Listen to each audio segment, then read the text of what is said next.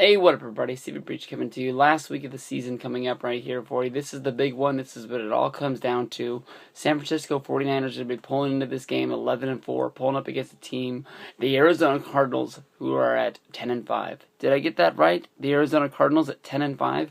Yes, dear NFL, the Arizona Cardinals are good again. I honestly picked the Arizona to pick the last in this division this year.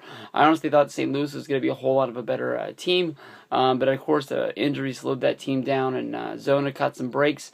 There's nothing to sleep on. They're trying to build something down there, honestly, and they've put a lot of the big pieces into place. I knew that when they drafted Michael Floyd a few years ago, that he was going to be one of the biggest wide receivers in the league. I don't think he's there yet, but with just under 1,000 yards on the season and 5 touchdowns, he's a great number 2 to sit right aside Larry Fitzgerald.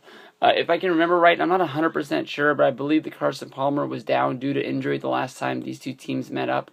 So the win that we got over Arizona last time, I don't think it's going to come as easy as it did back then.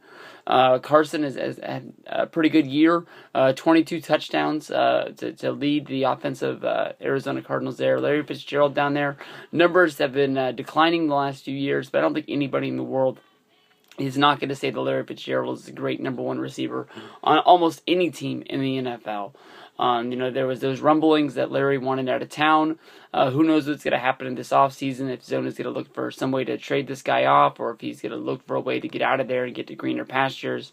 But I don't know. The one weak thing that I can think of is when I saw that Rashard Mendenhall came over all the way from Pittsburgh. I thought he was going to be more of a rushing attack for Arizona. I think they need to go after and get another a running back to lead that team. And here I am talking about this game like it's the postseason, and we're trying to rebuild the Arizona Cardinals up.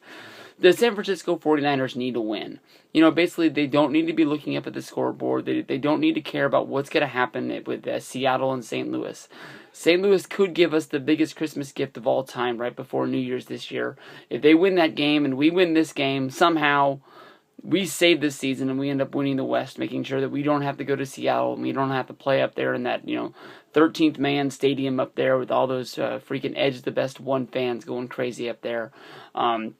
We can sort of look past not having Crabtree all season long, and Colin Kaepernick really having the sophomore slump. I don't really know if you really call it a slump, but basically he hasn't been the Colin Kaepernick that he was last year. And maybe you can say that maybe the hype went to his head, this, that, or the other. But I'm just glad that we have our team back. Any way of us going into the playoffs, yes, we have to play some teams that beat us.